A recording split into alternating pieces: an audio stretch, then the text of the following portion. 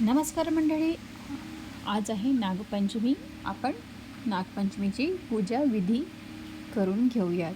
तर महाराष्ट्रामध्ये प्रत्येक भागात, प्रत्येक जिल्ह्यामध्ये वेगवेगळ्या पद्धतीनं नागपंचमी साजरं केलं जातं आणि आमच्याकडे वेगळ्या पद्धतीनं साजरं केलं जातं. आणि आमच्याकडे कशी पद्धतीनं साजरं केलं जातं हे संपूर्ण माहिती मी आजच्या ह्या व्हिडिओमध्ये देणार आहे. तर सगळ्यात पहिले मी आंघोळ करून इथं देवघराला चांगलं स्वच्छ करून घेते.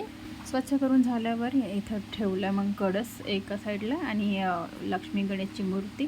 आणि त्यानंतर इथे मी जे पितळाचे भांडे होते त्या छान धुवून घेते, जेणेकरून जितके काळे डाग आणि व्यवस्थित धुवून घेते. आणि हो, याला मी छान काही भैयाजी पावडर किंवा काही केमिकल पावडर नाही धुतलेले आहे.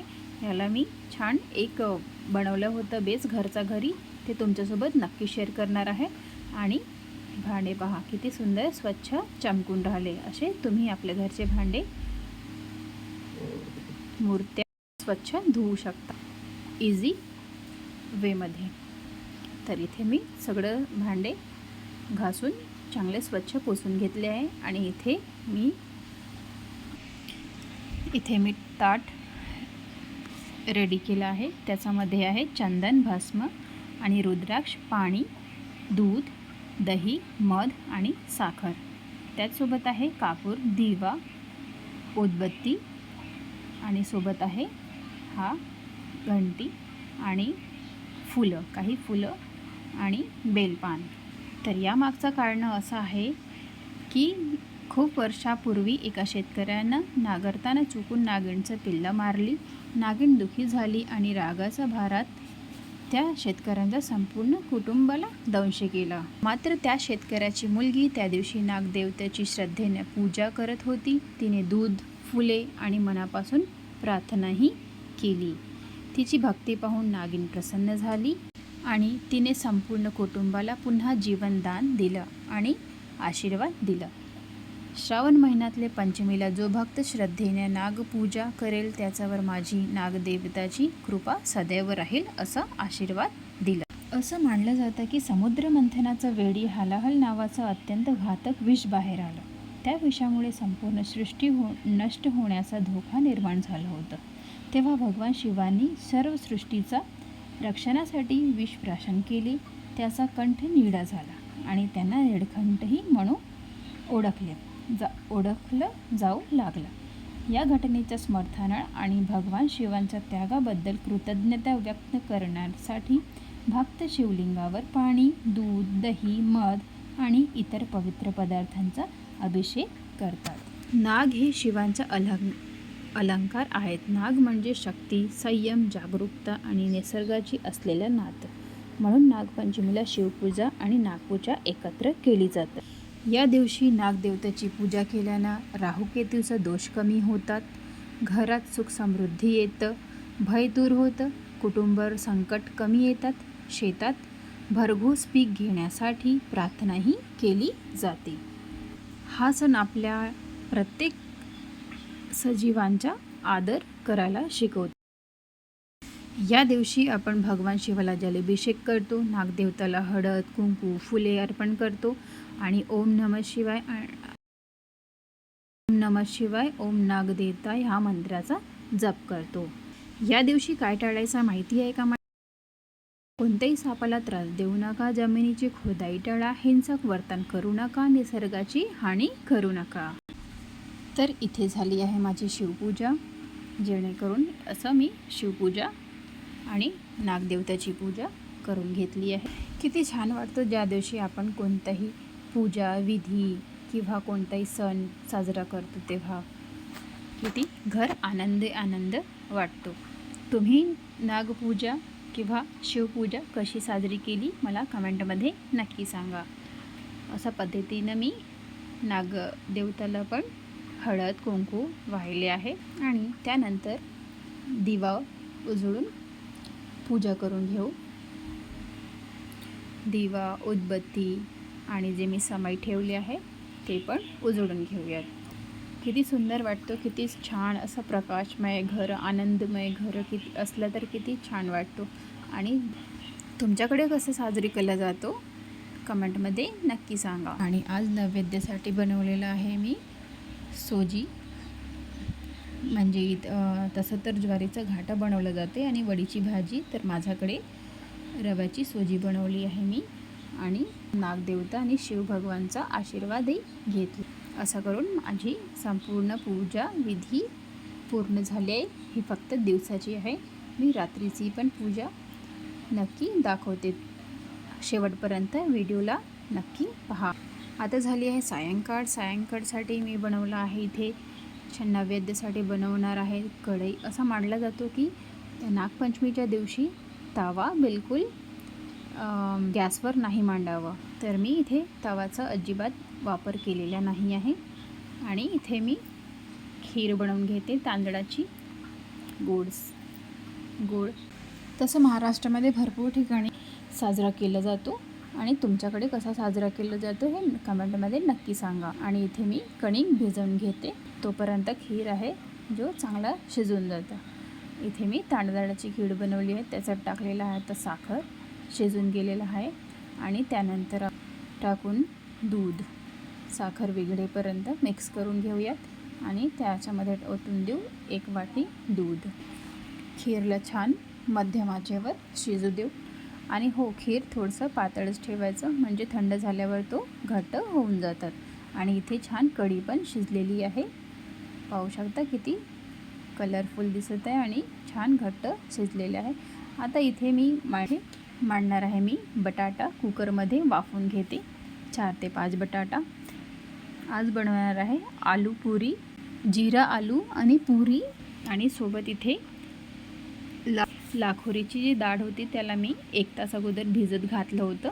आणि त्यानंतर याच्यामध्ये टाकून दिलं कणिक. आता थोडं टाकलं आहे आपण हळद, तिखट, जिरं, मिरे. आणि याला चांगलं मिक्स करून घेऊयात थोडंसं बाइंडिंग येईपर्यंत. आणि हो, मी थोडंसं विसरली होती याचं तांदळाचं पीठ टाकायला, तर मी शेवटी तांदळाचा पीठ, कढीपत्ता आणि बारीक चिरलेला कांदा पण कधी होतो ना मंडळी की आपण सगळं काही करताना विसरून जातो, तर माझ्यासोबतही असं झालं होतं. तुमच्यासोबत असं होतं का? कमेंटमध्ये नक्की सांगा. तर इथे मी वडे, फणी, वेणी, करंजी आणि छोटे छोटे दिवे आणि पुरी बनवल्या जातात. आणि ह्या प्रकारे मी इथे वेणी बनवत आहे. आणि हो, तसं तर आमच्याकडे फुलोरा पण ठेवला जातो, पण माझ्याकडे इथे फुलोरा नाही आहे, त्यामुळे मी ताटातच नैवेद्य ठेवणार आहे. पहा, अशा प्रकारे छान इथे वेणी बनलेली आहे. अशा पद्धतीनं 5 वडे, 5 वेणी, 5 पुरी, 5 करंजी, 5 दिवे असे बनवल्या जातात. तर मी हे सगळं बनवत आहे, तुम्ही पाहून घ्या. तुमच्याकडे काय काय केलं जातं हे नक्की सांगा मला. आता हे बघा, फणी बनवली आहे मी. आणि त्यानंतर छान एक मोठासा पोळी लाटून घेऊ, मोठी चांगली पोळी लाटून घेऊ. याला ग्लासाच्या सहाय्यानं असं छोटं छोटं खोबऱ्याचा किस आणि साखर. माझ्याकडे जास्त करंजी आवडत नाही, त्यामुळे मी फक्त नैवेद्यासाठी केलेलं आहे. अशा पद्धतीने छोटे छोटे करंजी भरून घेतलं. या पद्धतीनं असे करंजी आणि असं पॅक करून द्यायचा, जेणेकरून जे करंजी आहे ते फुटणार नाही तेलामध्ये. इथे करंजी पण मी 5 बनवून घेतले आहे. आता बनवून घेते इथे दिवे. अशा पद्धतीनं 5 दिवाही बनवावा लागतो. आणि इथे आता माझी फक्त भाजी करायची राहिली होती. भात, कढी, खीर आणि भाजी करून घेते. इथे मी टाकलं आहे जिरं, मोहरी, मिरची, हिरवी मिरची आणि तिखट, मीठ आणि धनिया जिरा पावडर. आणि इथे उकळलेला कट करून घेतले होते हे बटाटे, तर बटाटे टाकले आहे आणि याला छान परतून घेऊयात. असं कोणाकोणाला आवडतं मंडळी बटाट्याची भाजी हे कमेंटमध्ये नक्की सांगा. तसं तर फार लोकांना बटाट्याची भाजी आवडत नाही, पण आमच्याकडे असंच मोकळं मोकळं पाहिजे, तेव्हा जाऊन मुलं पण खातात आणि माझे मिस्टर पण खातात. आणि असे जे बनवलेलं होतं वेणी, फणी, पुरी, करंजी आणि हे सगळं आपण तेलमध्ये डीप फ्राय करून घेऊया. तर संध्याकाळचं नैवेद्य हाच असतो आणि अशा प्रकारे आमच्याकडे साजरा केला जातो. इथे मी वेणी काढून घेतली आहे आणि टाकताय बाकीचे दिवे, फणी, करंजी हे सगळं टाकून देत आहे. इथे सगळं दिवे, करंजी, वडी हे सगळं फ्राय करून घेतलं आहे. अशा पद्धतीनं छान फ्राय करून घ्यायचं. आणि इथे जे वडाचं बॅटर मी रेडी केलं होतं त्याला पण छान असं वडाच्या शेपमध्ये देऊन छोटं छोटं तेलामध्ये टाकून देऊ, जेणेकरून छान फ्राय होऊन जाणार. आणि हे वडे पण काढून घेऊ. मी फार जास्त बनवत नाही, तर पूजेसाठी लागते म्हणून केले आहे. अशा पद्धतीनं वडे पण इथे काढून घेते. आणि हो, हा पुरी बनवून घेते, कारण की आज पोळी नाही बनवला जात, त्यामुळे पुरी पण इथे फ्राय करून घेते. जर तुम्हाला हा व्हिडिओ संपूर्ण माहिती, संपूर्ण विधिवत सबस्क्राईब नक्की करा. अशा पद्धतीने मी हे सगळं पुरी बनवून घेतलं आहे. पहा किती टम्म फुगलेली आहे पुरी. ते पुरी पण छान शिजलेली आहे. आता याला काढून घेऊ. आता अशाच प्रकारे सगळे पुरी बनवून घेऊ आणि इथे नैवेद्याचं ताट लावून घेऊ. सगळ्यात पहिले लावलं आहे तर खीर, कढी, एका वाटेत बटाट्याची भाजी आणि भात, सोबत आहे पुरी आणि वडे, 5 वडे, 5 दिवे, 5 करंजी, 5 वेणी, 5 फणी. अशा प्रकारे आम्ही आजचा हा नागपंचमीचा सण साजरा केला. तर तुम्हाला हा व्हिडिओ आवडला असेल तर व्हिडिओला लाईक, शेअर आणि चॅनलला सबस्क्राईब करायला विसरू नका. आणि हो, असे पूजा विधी माहितीसाठी चॅनलला नक्की भेट द्या.